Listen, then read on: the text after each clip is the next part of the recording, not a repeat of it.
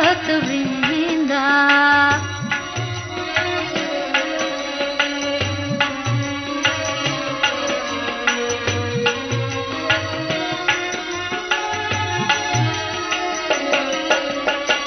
श्री कृष्ण चैतन्य प्रभु नित्यानंद, श्री अद्वैत गदाधर शिव सदी गौर भक्त वृंदा।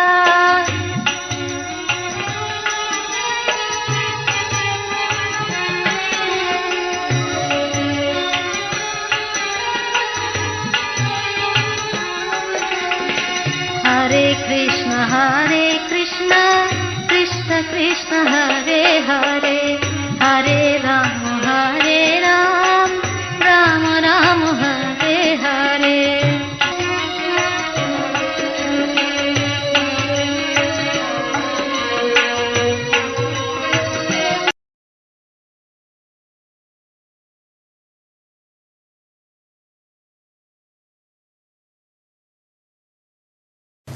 বলে দিয়েছেন অচ্যুত,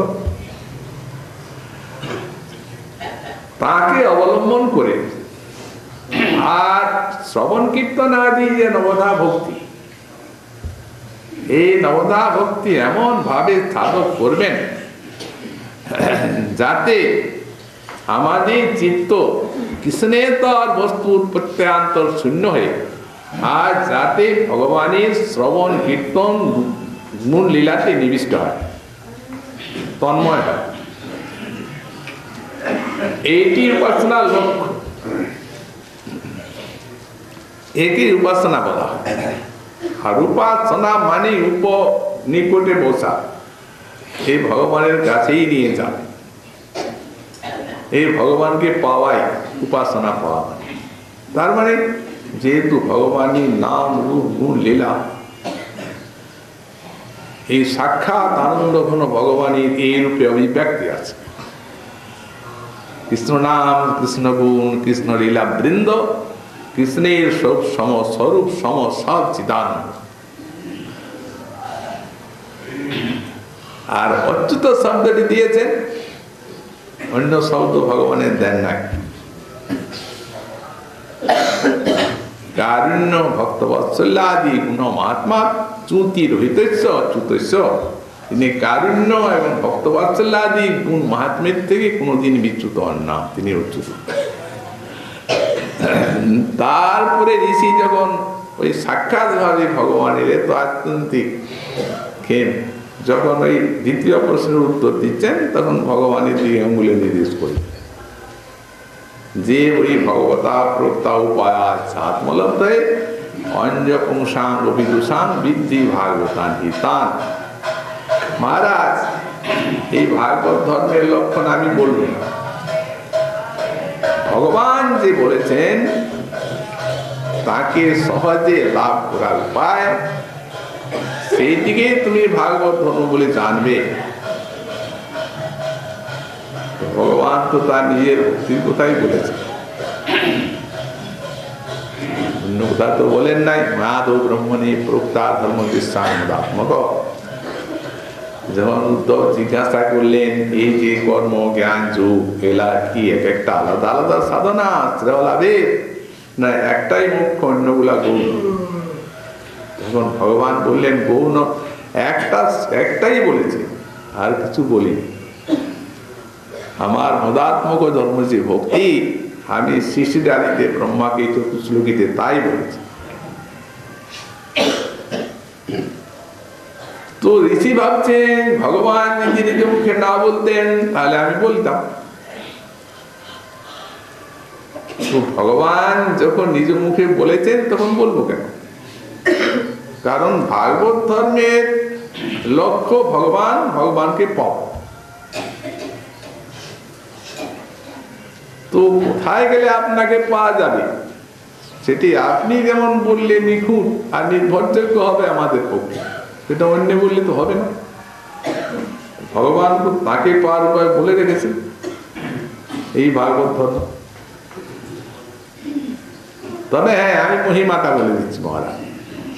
যা না স্থায় নর রাজন ন প্রমাণিত করিচিত ধাবন নিবিল্লবা নেত্রে ন স্খলেত ন পতিতিহ। এই ভাগবত ধর্ম পথ আশ্রয় করলে ন প্রমাদিত করেছে, কোনো দিন মানব প্রমাদগ্রস্ত হবে না, প্রমাদগ্রস্ত হওয়ার কোনো সম্ভাবনা নাই। এমনকি এই ভাগবত ধর্মের পথ এতখানি প্রশস্ত, যদি কোনো ব্যক্তি চোখ বুঝে ছুটে তো তার পতনেরও সম্ভাবনা নাই, আর পাদস্খলনেরও সম্ভাবনা নাই। এত প্রশস্ত এই ভাগবত ধর্মের পথ। তো সুতরাং এই যে যদ্ভাগবত সঙ্গত ভগবতী চল বাবু পেয়ে গেলেন উনি। ভাগবত সঙ্গ হলো ভগবানের অচল ভাব, মহারাজ পেয়ে গেলেন। তেমনি একদম অত্যন্ত ভয়ঙ্কর হিংসামূলক যজ্ঞ করছিলেন মহারাজ প্রাচীন পর্যন্ত। পশু হত্যা করে করে পশু হত্যা করে করে একবারে নদী বয়ে গেল ভারতে। বুঝতে পারেন না যে এই হিংসার কি ফল। দেবশ্রী নারদ সেখানে গেলেন এবং দেখছেন যে এই তো অনেক পাপ করেছে, নিষিদ্ধ আচরণ যেটা সেটা করা তো এরও নিষেধ আছে, কিন্তু উনি তো ওই করে যাচ্ছেন খালি পশুবধ। তো পশুবধের উদ্দেশ্য তো তা নয়। স্বভাবত জগতের মানুষ এই মদ্যপান করছে, সংসারে যারা ডুবে আছে, স্ত্রীসঙ্গ করছে, আর এই মাংস খাচ্ছে। এখন সেই যে বিশাল প্রবৃত্তিটা, এটাকে সংকোচ করার জন্য শাস্ত্র সৌত্রামিনী যজ্ঞেতে মদ্যপান করুন, আর এই যজ্ঞে পশুবধ করে তার মাংস খান। এক একটা সেই জন্য প্রবৃত্তিটাকে সংকোচ করার জন্য। আর বিবাহের দ্বারা স্ত্রীসঙ্গ করুন। আসলে এইগুলা তো নরকের দ্বার, কিন্তু প্রবৃত্তিটাকে তো সংকোচ করে পথে চালাতে হবে জীবকে। এই জন্য এইগুলির শাস্ত্র বিধান সেটা তো বুঝতে পারেননি মহারাজ। এখন নারদ বললেন এই কি করছেন মহারাজ, কি হচ্ছে? নেই তো ধর্মকর্ম করছি ইত্যাদি, আরে পশুবদ্ধ করছেন পাপ। তার তো পুরোহিত বলেই দিয়েছে, পুরোহিত কি জানে স্বর্গে যাবেন তো, কিন্তু এটা আলাদা করে আগে দুঃখ ভোগ করতে হবে। দেখবেন করুণাময় ঋষি মহারাজ প্রাচীন পুরোহিতের জন্য দেখিয়ে দিলেন নিজের শক্তির দ্বারা পশুগুলি মারতে আসছে, লক্ষ লক্ষ কোটি কোটি পশু। দেখছেন তো এই যত যত পশুকে মেরেছে বা তত জন্ম আপনাকে মারবেন ওই সিং দিয়ে। তখন ত্রস্ত হয়ে পড়লেন চরণে। তাহলে কি উপায়? কোন উপায় সোজা।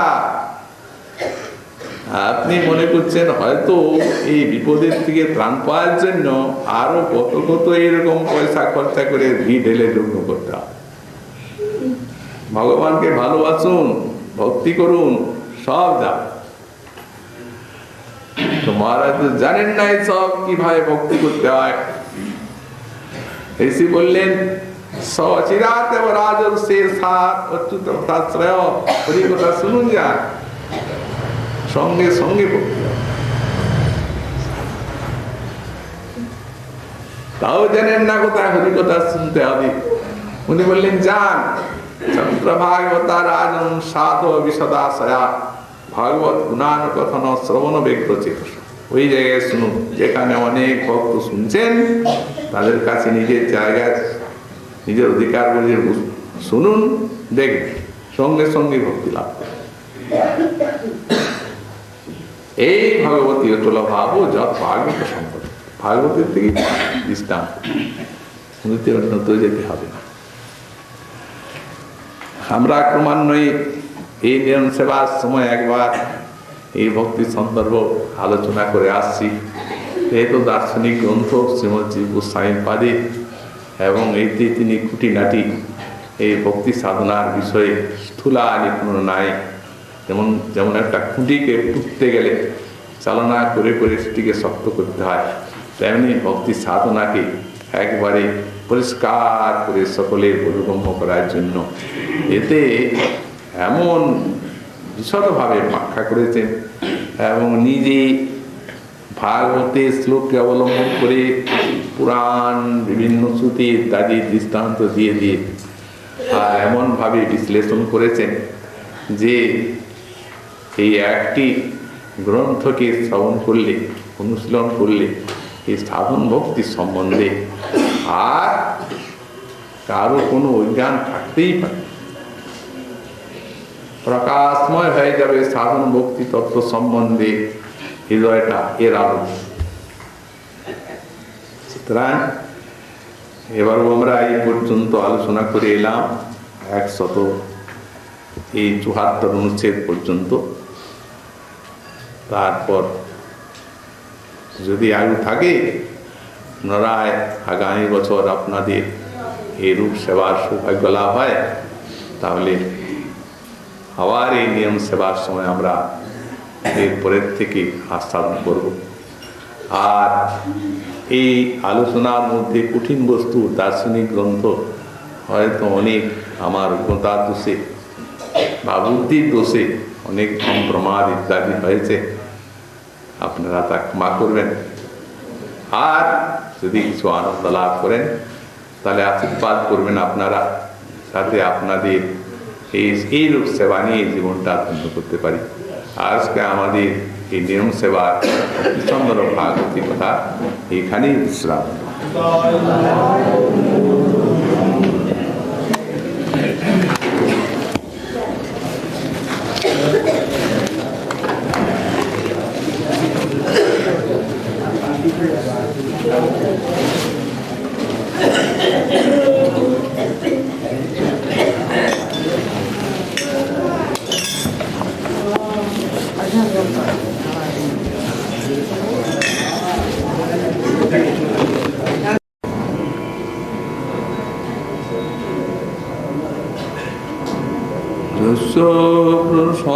প্রসাদাৎ ভগবৎ প্রসাদ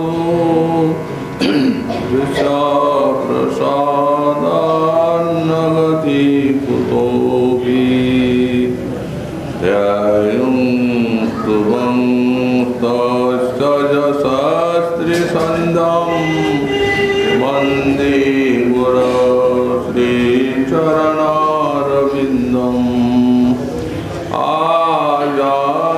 আজানুলম্বিতভুজো কনকাবদাত সংকীর্তনৈকপিতর কমলায়তাক্ষ বিশ্বম্বর দ্বিজবর যুগধর্মপাল বন্দে জগৎপ্রিয়কর করুণাবতার নমস্ত্রিকাল সত্যায় জগন্নাথ সুতায় চ সবৃতায় সপুত্রায় সকলত্রায় তে নমঃ বরেহাপিরাবিরামং বিগমদতিলকাং কুণ্ডলাক্রান্তগণ্ডাং পঞ্জাক্ষং কম্বুকণ্ঠাং স্মিতসুভগমুখং স্বাদুরিন্নস্তবিনুং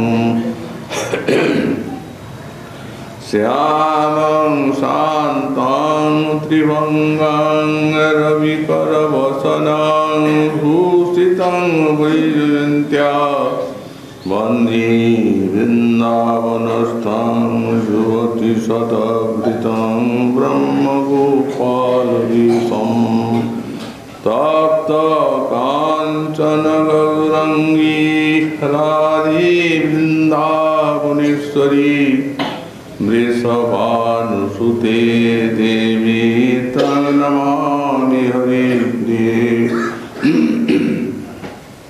মূকং করো কरोति वाचालं पङ्गुं लङ्घयति गिरिं यत्कृपातमं वन्दे परमानन्दमाधवम् वाञ्छाकल्पतरुभ्यश्च कृपा सिन्धुभ्य च पतितानां पावनेभ्यो वैष्णवेभ्यो नमो नमः।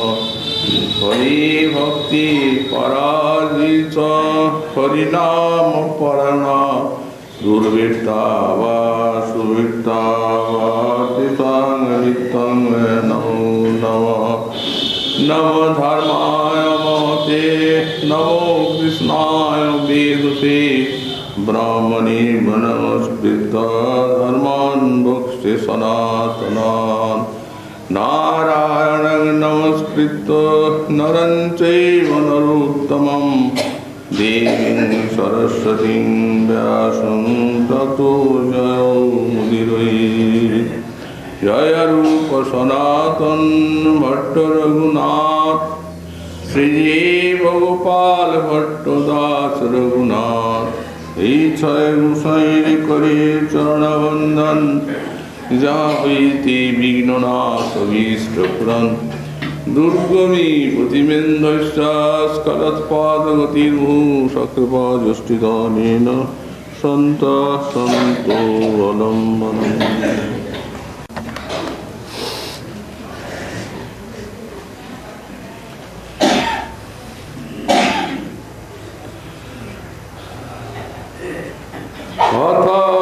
प्रकृता मनुष्यनामः तदेवं योगत्रयं तदधिकार हेतुत्वं सूक्त्वा कर्मणोऽपि तथा भगवत् सम्मुखरूपत्वं स्यात् तथा।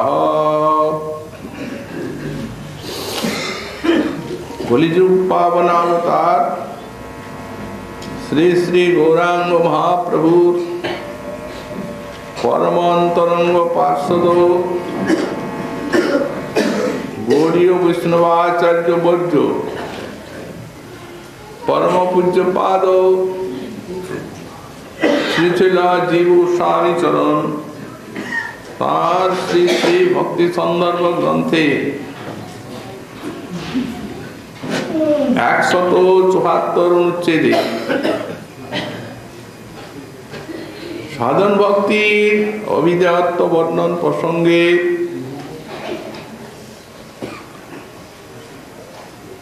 ভগবান সম্মুখ প্রথমে আরম্ভ করলেন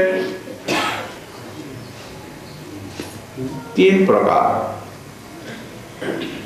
একটি নির্বিশেষ সম্মুখ, একটি সবিশেষ সম্মুখ, আর এই নির্বিশেষ আর সবিশেষ সম্মুখের দ্বারভূত এই যে কর্মার্পণ কর্মযোগ। এখন এই প্রসঙ্গটি আরম্ভ করে আর ওই নির্বিশেষ সম্মুখের কথা বলেছেন। সবিশেষ সম্মুখের কথা বলতে গিয়ে যে শ্রী ভগবানের বাণী উদ্ধৃত করে শ্রী উদ্ধবের প্রতি যে উক্তি একাদশ স্কন্ধে, সেই শ্লোক ব্যাখ্যা করে আর দেখিয়েছেন যে যারা কর্মে আসক্ত, কাম্যকর্মে, এই তাদের জন্য কর্মযোগ, যাগ যজ্ঞাদি, আর যারা কর্মে নির্বেদ প্রাপ্ত এই তারা নির্বিশেষ সম্মুখ রূপ জ্ঞান যোগের অধিকারী,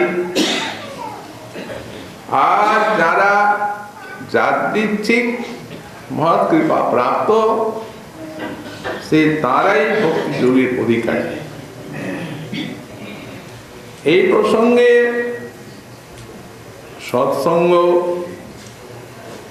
এবং সাধুসঙ্গ ক্রমে শ্রদ্ধা লাভ এবং সে আদৌ শ্রদ্ধায় যে এই সবিশেষ সম্মুখের প্রারম্ভ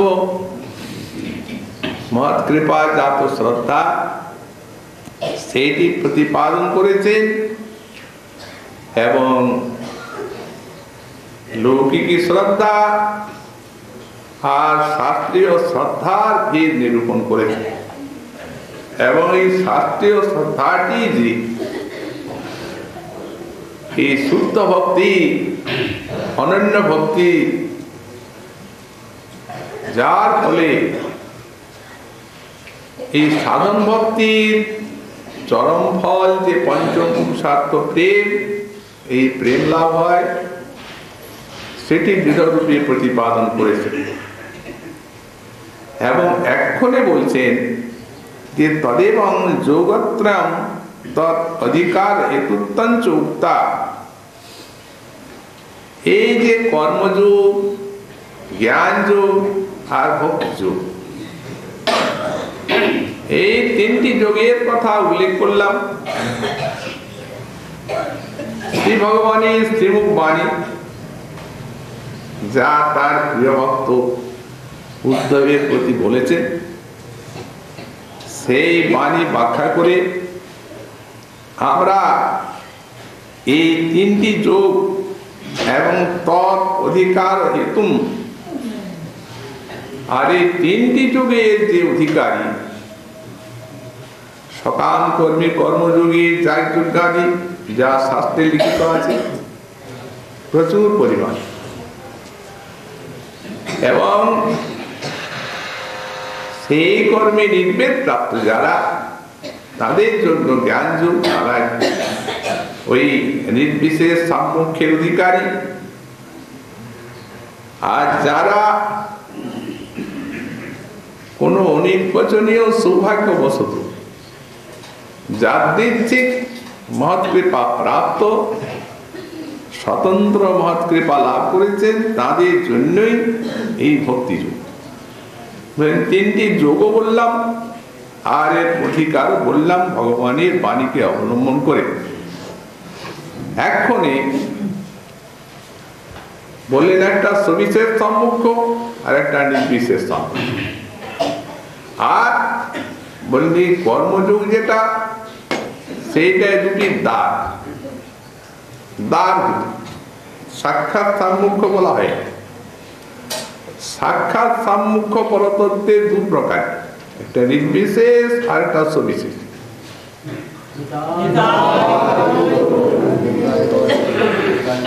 আর যেটি কর্মযোগকে বিভিন্ন শাস্ত্রে যে যাগ যজ্ঞাদির ব্যাখ্যা করা হয়েছে, তাহলে তার স্থান কোথায়? যারা কর্মী তারাই কর্মই করবেন, আর গতাগতি কাম কামা লভন্তে ক্ষীণে পুণ্যে মতলোকং বিশন্তি। তাহলে এই জন্যই কি শাস্ত্র এই যাগযজ্ঞের এত প্রশংসা করে আর যাগযজ্ঞের বিষয় বর্ণনা করেছে? শাস্ত্রের প্রকৃত তাৎপর্যটা কি? শুধু শাস্ত্রই নয়, মহাজন সেই রূপ মুনি ঋষিও। কারণ মহর্ষি বেদব্যাসের যে সাক্ষাৎ শিষ্য জৈমিনী ঋষি, তিনি তার সূত্রে লিখে দিয়েছেন যে বেদের প্রকৃত তাৎপর্য হচ্ছে কর্ম, আমনাস্য ক্রিয়াত্মা, এমনকি আনর্থক্য মতদর্থানা, অর্থাৎ এই যে জ্ঞান ভক্তি এ সমস্ত অর্থবাদ মাত্র, প্রশংসা বাণী, কিন্তু আসলে সমস্ত বেদ কর্মপদ। মহর্ষি বেদব্যাসী সাক্ষাৎ শিষ্য, তিনি এরকম কথা বলবেন কেন? আসলে এগুলি সব অর্থবাদ, প্রশংসা বাণী। তার কারণ বললেন, যদি সকাম ব্যক্তি সে পাপ করছে, পুণ্য করছে, সবই করছে। এখন তাকে যদি একটা পথ দেওয়া না যায়, সে তো না পারবে সেই কর্মফল ত্যাগ করে আর নিষ্কাম কর্মের পথ অবলম্বন করতে, আর ভগবত কৃপাও নেই, তাহলে তাদের কি গতি হয়? এই জন্য সার্বভৌম হিতাঙ্ক্ষী শাস্ত্র মহাজনগণ তারা প্রভূত প্রশংসা দিয়ে দিয়েছে এই কর্মকাণ্ডে। এটা করতেই হবে, এইটাই শাস্ত্রের তাৎপর্য, যাতে প্রবৃত্তিটা আসে। প্রবৃত্তি এলো, যেমনি কর্মে প্রবৃত্তি এলো, শাস্ত্র মতে যাগযজ্ঞাদি করবে, আর সেই তাতে ফল যাতে পাওয়া যায় সেইভাবে সদাচারাদি শিক্ষা করবে। নিষিদ্ধ কর্ম করবে না, নিষিদ্ধ কর্ম করবে না, তাহলে যেগুলা শাস্ত্রবিহিত কর্ম সেগুলো করবে। শাস্ত্রবিহিত কর্ম করলে তার ফল কি? স্বর্গে যাবে এবং ভোগ করবে, ক্ষীণে পুণ্যে মত লোকম ভীষণ। বললেন না, ওটা দ্বারভূত। এই দুইটি সম্মুখের এই কর্মটি দ্বারভূত হবে, ওই দ্বার পর্যন্ত পৌঁছে দিয়ে ওখানে শেষ হয়ে যাবে, ভিতরে যাওয়ার উপায় নেই। এই জন্য সাক্ষাৎ সম্মুখ বলেন না। সাক্ষাৎ সম্মুখ দু প্রকার, এটা নির্বিশেষ আর একটা সবিশেষ। আর এই যে কর্মার্পণ, সকাম কর্ম, যাগযজ্ঞাদি করে অর্পণ ভগবানে, এটি হচ্ছে ওই দুটি দ্বার। তা এখন বলছেন যে কর্মনোপি যথা ভগবৎ সম্মুখ রূপত্বং স্যাৎ তথা। এখন এই যে কর্ম, সকাম কর্ম, যাগযজ্ঞাদি, এটিও ভগবানের সম্মুখের হেতু হতে পারে, ভগবৎ সাক্ষাৎ সম্মুখে। কারণ পরোক্ষে এটা সম্মুখ নয়, দ্বার পর্যন্ত যায়। কারণ যাদের ওই সাক্ষাৎ সম্মুখের অধিকার আসেনি, তাদেরকে তো একটা সোপান দেখাতে হবে, যাতে ধীরে ধীরে পরতত্ত্বের সম্মুখ তাদের লাভ হয়। আর তাহলে তো নরকেই যাবে। এ এখন বলছেন যে ভগবান শ্রীমুখে উদ্ধবের প্রতি বলছেন যে ভগবৎ সম্মুখ রূপ এই কর্ম হতে পারে, দ্বার পর্যন্ত নিয়ে যেতে পারে। তাই দুইটি শ্লোকে বললেন, শ্রীমদ্ ভাগবত একাদশ স্কন্ধে 20 অধ্যায়ে 10ম এবং 11শ বলছেন, সধর্মস্তু যজঞ্জগ্নে রনাসি কাম উদ্ধব ন জাতি স্বর্গনরকো যদ্যন্ন সমাচরিত अस्मिन् लोके वर्तमानः साधर्मस्तु नगरुचि ज्ञानं विशुद्धमाप्नोति मद्भक्तिं च यद्दीक्षया। কিভাবে সেটি দ্বার, সাক্ষাৎ সম্মুখ, যেটি নির্বিশেষ আর সবিশেষ। বললেন সধর্মস্থ যজন যজ্ঞই, এই স্বধর্মে অবস্থান করে, বর্ণাশ্রম ধর্মে অবস্থান করে, যজ্ঞই যজন, যার যজ্ঞের দ্বারা যজ্ঞ পুরুষ বিষ্ণুর যজন করবেন, ভজন করবেন, অনাসি কাম উদ্ধব,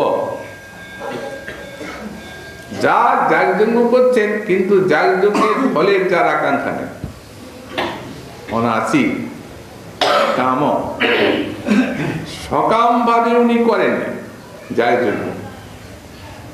ন জাতি সৎগণরকৌ যদ্যন্যান্য সমাচরে, যদি অন্য ন সমাচরে, অর্থাৎ যদি তিনি নিষিদ্ধ কর্ম না করেন,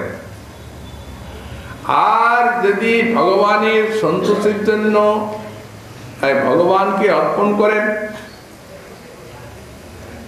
আকাঙ্ক্ষা কোনো না থাকে, কি পাবেন। যদি আকাঙ্ক্ষা না থাকে আর নিষিদ্ধ কর্ম আচরণ না করেন, তো স্বর্গেও যাবেন না, নরকেও যাবেন না।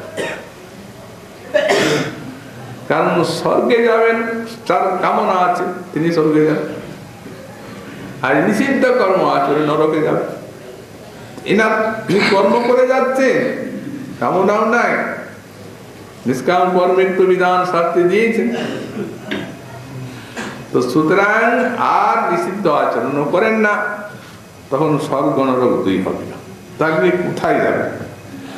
অস্মিন লোকে বর্তমান স্বধর্মস্থ নঘ সূচি, ইনি অনঘ। কেন বললেন? যেহেতু নিষিদ্ধ আচরণ করেন না, এই যে নিষ্পাপ।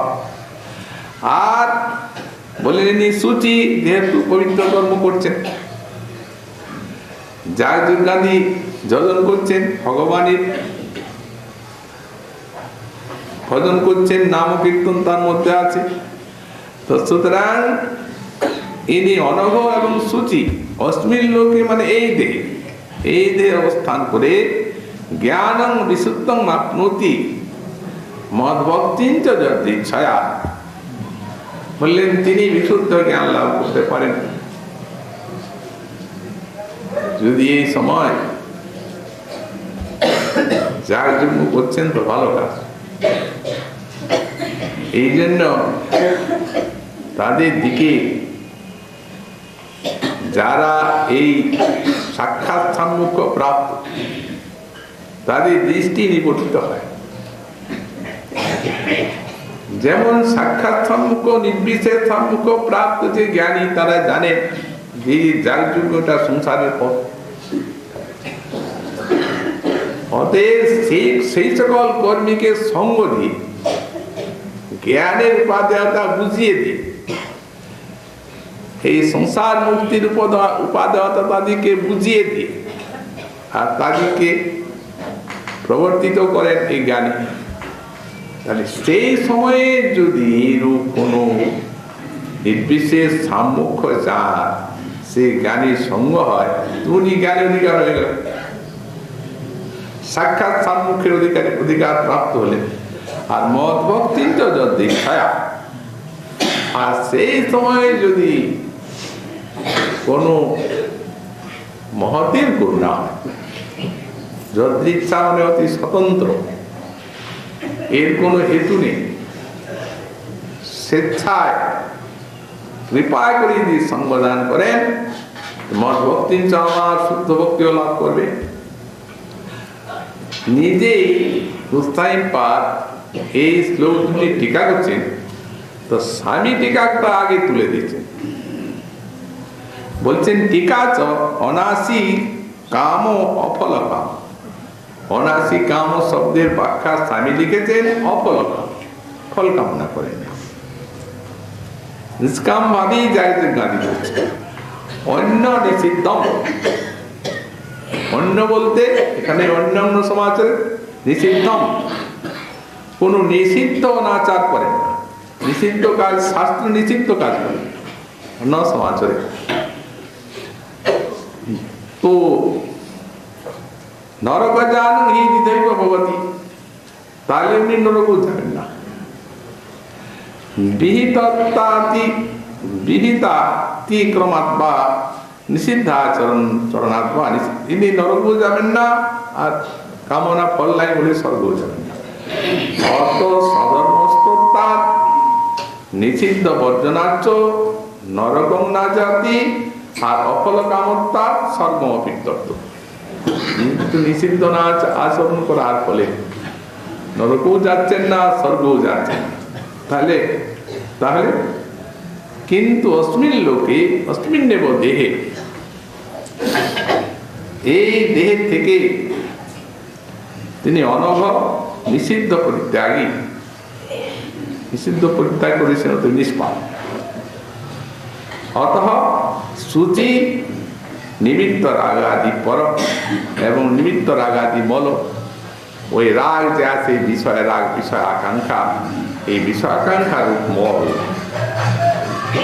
যা চিত্তের মল, যেটি হচ্ছে সংসারে গতাগতির একমাত্র হেতু, সেটিও তার না। সুতরাং যদি ছড়াইতে কেবল জ্ঞানাতপি ভক্তের দুর্লভতান ব্রত এই কেমন তো বলছেন এই যদিচ্ছা শব্দটা বলছেন স্বামী এই যে কেবল জ্ঞান লাভ নির্বিশেষ সাম্মুখ্য তার থেকে এই ভক্তির অতিশয় দুর্লভতা দেখানো হলো। কৃপা ছাড়া কোনো কর্মে ভক্তি নয়। এইখানে স্বামীপাদের টিকায় 2টি শ্লোকের শেষ। অত্র হুসাইপাদ দিয়ে বলছেন অফল কামত্তম কেবল ঈশ্বরাজ্ঞা বুদ্ধা কুর্মানত্তম। তাহলে ফল কামনা নাই, তাহলে আপনি কেন করছেন? যার কোনো কামনাই যদি না থাকে তাহলে কোনো কর্মের অনুষ্ঠান হতেই পারে না। তাহলে কেন করছেন? তিনি বলছেন এই জন্যই করছেন কেবল ঈশ্বর আজ্ঞা বুদ্ধা কুর্বাণ। ঈশ্বর আদেশ করেছেন, শাস্ত্র তার শ্রীমুখবাণী। তো ঈশ্বর আজ্ঞা যখন করেছেন, ঈশ্বর আজ্ঞার বুদ্ধিতে করে যাচ্ছেন যাদের গান যা এই কর্মকাণ্ডে লিখিত আছে। তত্র জ্ঞানীর সঙ্গে সতী তন মাত্রত্ব ভগবত অর্পণং করি। আর জ্ঞানী সঙ্গ যদি হয় তাহলে যদি ভগবানে অর্পণ হবে এবং জ্ঞান রূপ সাম্যক্য লাভ হবে। আর সে সময় ভক্ত সঙ্গ যদি হয় তো বললেন ভক্ত সঙ্গে তু তৎ সন্তোষ সমাপ্তম। তাহলে তুমি ভগবানের সন্তোষের জন্য ফলটা অর্পণ করবে, ভগবানের সন্তোষের জন্য সমর্পণ করছেন, ভগবত সুখের জন্য। অত যদিচ্ছাটা কিন্তু আলাদা। এখনো যাতে সাক্ষাৎ সবিশেষ সাম্যক্য হবে তা সেই রূপ নয়। যদি জ্ঞানীর সঙ্গ হয় সাধারণত উনি ওই জ্ঞানীর সঙ্গ হলে তখন তন্মাত্র তমেব, জ্ঞানীর সঙ্গে তন্মাত্র তমেব ভগবত অর্পণ, ভগবানে অর্পণ করছেন। আর ইনি সন্তুষ্টির জন্য ইনি ভগবত আজ্ঞা বুদ্ধিতে অর্পণ করছেন, আর ইনি ভগবানের সন্তোষের জন্য অর্পণ করছেন। এই দাবি। আর যদিচ্ছয়া পূর্ববৎ, পূর্বে যে বলেছেন যদিচ্ছয়া, প্রথম আরম্ভ করেছেন যে ভক্ত সঙ্গ তৎ কৃপা গম। সঙ্গ আছে এখানে, আর কৃপাও আছে, দুইটা আছে। মুক্ত সঙ্গ, মহৎ সঙ্গ এবং মহৎ কৃপা সেখানে ব্যাখ্যা করেছে। যদি অপরাধ আদির গুরুত্ব না থাকে তো সঙ্গটিতেই সাম্মুখ্য এসে যাবে, বিশেষ সাম্মুখ্য। অপরাধ আদির গুরুত্ব যদি থাকে তো বললেন কৃপারও দরকার হয়। ভগবত সাম্মুখ্য এবং ভগবত কৃপা এই দুইটি যদিচ্ছায়া যদুত্তম এতাবানি ভগবতী অচল ভাব যদ ভাগবত সঙ্গত। এই জন্য দ্বিতীয় স্কন্ধের একটি শ্লোক দৃষ্টান্ত দিচ্ছেন, এতাব এব যজতাম নিঃশ্রোদয়। যজতাম যাই যোগ্য যারা করছেন তাদের এইটাই শেষ চরম ফল। যাই যোগ্যের এই চরম ফল কি ফল? ভগবতী অচল ভাব যত ভাগবত সঙ্গত। ভাগবতে যদি সঙ্গ হয় ভক্তির, তাহলে ভগবানের অচল ভক্তি লাভ। দৃষ্টান্ত ভাগবতী দেওয়া আছে। ভাগবতে কি সব তত্ত্ব জানে। নিমি রাজা যজ্ঞই করছিলেন, তিনি তার ভজন করেন নাই, যজ্ঞই করছিলেন নিমি। এখন সেইখানে নবযোগীন্দ্র গেলেন, নিমের যজ্ঞে যদিচ্ছয়া এইরূপ শব্দ আছে, যজ্ঞ চলছে। আর নবযোগীন্দ্র তারা যদিচ্ছায়, এর কোনো হেতু নাই এই মত সঙ্গে। সেখানে গিয়ে উপস্থিত হলেন। এখন তাদের দর্শন মাত্রে এই মহাসঙ্গের তো প্রভাব, যে মহারাজের চিত্তটি তৎক্ষণাৎ শুদ্ধ হয়ে গেল। দর্শন মাত্রে যার জন্য সব ছেড়ে দিয়ে আর তাদের আরাধনা করে আর অর্চনা করে আর তাদের চরণ মূলে বসলেন। তো ভৎসঙ্গের কত প্রভাব, যিনি এতক্ষণ জাগযজ্ঞ করছিলেন সেই তিনি এরকম প্রশ্ন করতে পারেন? যদি কেউ প্রশ্নের উত্তরটা শুনে তাহলে যে তিনি ধন্য হবেন তা তো কোথায় না, প্রশ্নটা শুনলেও যে ভক্তি পাবে। মুন্নি ভগবত সাক্ষাৎ পার্শ্বদান বুদ্ধিস বিষ্ণুর ভূতানি লোকানাং পাবনায় চরন্তি। হে প্রভু, আপনারা সাক্ষাৎ ভগবানের পার্শ্বদ বলে আপনাদেরকে আমি জানি, মধুদ্দিশ সাক্ষাৎ পাবেন। আপনাদের কোনো প্রয়োজন থাকতে পারে না আমার মতো এই যাগযজ্ঞকারী কর্মীর রাজার নিকটে আসা। বিষ্ণুর ভূতানি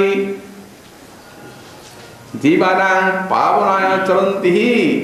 আপনাদের মতো যারা ভগবানের ভক্ত, ভগবানের লোক, তারা কেবল জগতের জীবকে পবিত্র করার জন্য বিশ্বে বিচরণ করে। তাই আমাকে ধন্য করার জন্য আপনারা এসেছেন। এমন জ্ঞান লাভ করলেন, বলছেন দুর্লভ মানুষ দেহু দেহিনাং নবঙ্গুর তত্রাপি দুর্লভং মন্যে। এই বৈকুণ্ঠ প্রিয় দর্শন কিরূপ ভক্তি শাস্ত্রের সার কথাগুলি বলছে। জিজ্ঞাসা এটা, এই মানুষ দেহ দুর্লভ, 84 লক্ষ জনী ভ্রমণের পরে একবার, যদিও ক্ষণভঙ্গু তত্রাপি দুর্লভং মন্যে। কারণ এর এমন উপযোগিতা আছে যে মুহূর্তে ভগবানকে পাইয়ে দিতে পারে, যা ভাগবত নিত্য দাসীর জীবের চিরকামনা। এই জন্য বললেন যদ্যপি ক্ষণভঙ্গুর তত্রাপি দুর্লভং মন্যে। আর সেই যে দুর্লভম, এই যে দুর্লভতার সূত্রপাত হলো কখন? যখন মহতের দর্শন। তত্রাপি দুর্লভং মন্যে বৈকুণ্ঠ প্রিয় দর্শনম। এই মানব জীবনে আবার সেই ক্ষণটা ধন্য যে ক্ষণে বৈকুণ্ঠ প্রিয় দর্শনম, মহৎ ভক্তের দর্শন লাভ হয়। তাই একবারে পরিষ্কার করে বলছেন, অত আত্যন্তিকং ক্ষেমং পৃচ্ছাম ভবত নঘা সংসারেস্মিন ক্ষণাতুপি সৎসঙ্গ সেবদের নেনা। এই জন্য হে ঋষিগণ, আমি আপনাদের কাছে আত্যন্তিক জীবের যে মঙ্গল তাই জিজ্ঞাসা করি। আত্যন্তিক মঙ্গলটা এই প্রশ্নের উদয় হল তাদের দর্শনে, অথচ যাগযজ্ঞ করছে।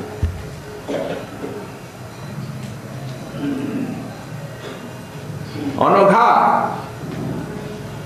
আপনারা নিষ্পাপ, অতএব আপনাদের দর্শনে আমার কর্মবাসনার মলটা চলে গেছে।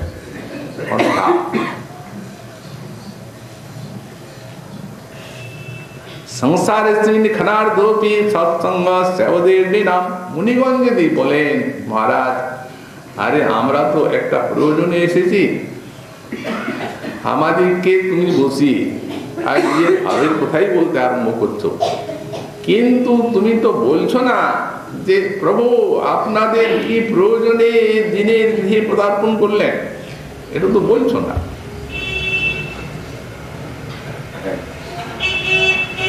বললেন না, ও বলার সময় কোথায়?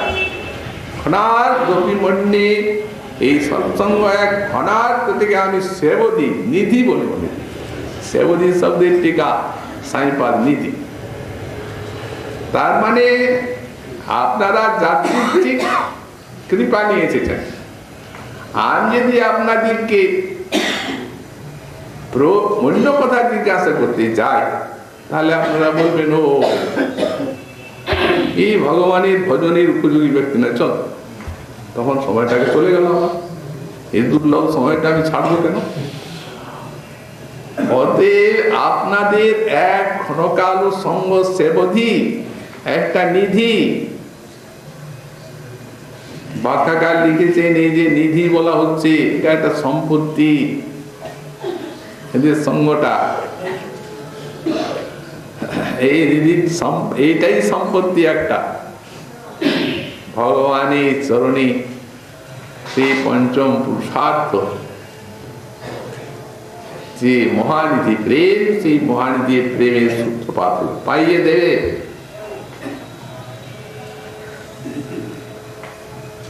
তারপরে জিজ্ঞাসা করছেন ভাগবত ধর্মের কথা। ধর্মান ভাগবতান ব্রুত যদি না শ্রুতয়ে ক্ষমম জয়ী প্রসন্ন প্রপন্নায় দাস্যতি আত্মানুভব। জীবন আপনারা ভাগবত ধর্মের কথা বলুন, যে ভাগবত ধর্মে এত শক্তি, যে এই ভাগবত ধর্মকে আশ্রয় করলে তাকে অজ ভগবান নিজের আত্মাটাও দিয়ে থাকে। তখন কবি রবীন্দ্র দেখলেন ঠিক আছে, প্রথমে জিজ্ঞাসা আত্যন্তিক ক্ষেম, আত্যন্তিক ক্ষেমই বললাম মন্যে কুতশ্চিৎ ভয়মচ্যুতস্য পাদাম্বুজোপাসনমত্র নিত্যম উদ্বিগ্ন বুদ্ধি রসদাত্মভাবাৎ বিশ্বআত্মনা চত্র নিবর্ততে ভি। হে রাজন, আত্যন্তিক ক্ষেম মঙ্গল আপনার প্রশ্ন জীবের, তার উত্তরে বলি মন্যে কুতশ্চিৎ ভয়মচ্যুতস্য পাদাম্বুজোপাসনমত্র নিত্যম। সব জায়গায় ভয়, সারা বিশ্ব এই জন্ম মৃত্যু জরা ব্যাধি। তো এই যে ভয় সমস্ত বিশ্বের, অচ্যুতস্য নিত্যং অচ্যুতস্য পাদাম্বুজ উপাসনম অভয়ং মন্যে। নিত্য অচ্যুতের চরণাম্বুজ উপাসনা, শ্রবণ কীর্তন অর্চন বন্দনাদি শুদ্ধ ভক্তি, এই দিকে আমি দিনের আত্যন্তিক মঙ্গল বলে মনে করি। মন্যে আমরা এই মনে করি। অধিকারীকে দেখাচ্ছেন উদ্বিগ্ন বুদ্ধি রসদাত্ম ভাব, অসৎ বস্তুতে আত্মভাব করার জন্য যারা উদ্বিগ্ন বুদ্ধি, অসতেই দেহ দৈহিকারী নশ্বর ক্ষণভঙ্গুর, এর সঙ্গে আমাদের কোনোদিন সম্পর্ক ছিল না আর থাকবে ক্ষণকালের জন্য আছে। সেই অসৎ বস্তুতে আমি বুদ্ধি আর আমার বুদ্ধি করে জগতে জীব সব বসে আছে মানুষ। এই যে অসৎ বুদ্ধি, অসৎ বস্তুতে ক্ষণভঙ্গুর দেহদৈহিকারিতে আমি আমার বুদ্ধি, এইটাতে যারা উদ্বিগ্ন হয়েছেন তারা তার অধিকার, তারা তো ভোজন করবে। উদ্বিগ্ন বুদ্ধির রসদ আত্মভাব, আপনার মতো তারা তো আত্যন্তিক ক্ষেম জিজ্ঞাসা করবে, তারা তো ডুবেই আছে সংসার। তো সুতরাং মনে করুন উদ্বিগ্ন বুদ্ধিটা কি প্রকার। এক গৃহস্থের ঘরে একটা সর্প ঢুকছে, বিষধর সাপ, আর ঘরের মধ্যে গর্ত করে সেইখানে বাস করছে। তিনি দেখেন মাঝে মাঝে বেরিয়েও যাচ্ছে আর সেই ঘরে ঢুকছে। সেই ঘরে উনি নিশ্চিন্তে ঘুমাতে পারবেন? কখনো তার সেইখানে নিশ্চিন্তে ঘুম আসবে না। মনে হবে এই বুঝি দংশন করলো, এই বুঝি মেরে ফেললো।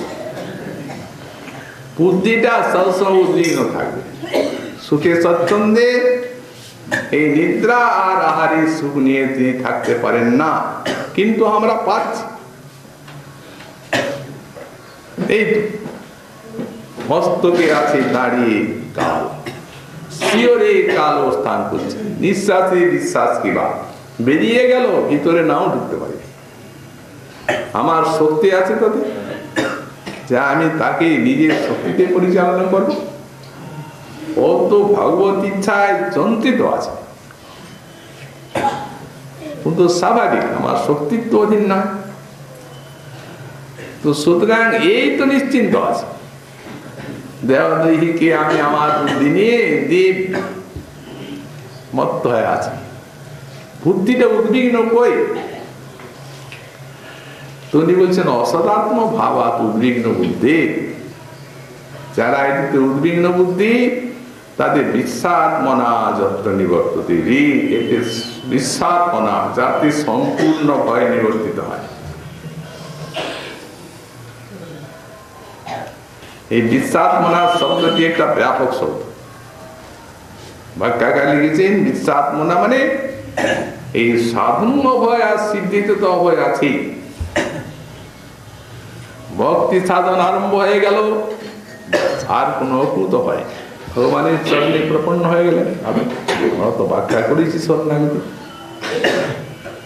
সম্পূর্ণ যা কিছু গোবিন্দ চরণে সমর্পিত, নিজের ভার মাথার দিকে নেমে গেল। আর যে আনন্দকামী জীব তুচ্ছ ক্ষুদ্র আনন্দের জন্য এই দেব দুর্লভ নর দেহটিকে বৃথা যাপন করছে, সেখানে শ্রবণ কীর্তন সাধন ভজনই পরমানন্দ। এই আনন্দ একবার হৃদয়ে লেগে গেলে আর ইন্দ্রিয় কখনো বিষয়মুখী বিষয়কামী থাকতে পারে না, অসম্ভব। তো সুতরাং বিশ্বাত্মনা মানে সর্বত ভাবে ন, ভজন পথ আশ্রয় করলে ওই যে অচ্যুত পাদাম্বুজ উপাসনম, এখানে উপাসনা শব্দটি দিয়েছেন, ভজনও বলেন নাই, ভক্তিও বলেননি, উপাসনম।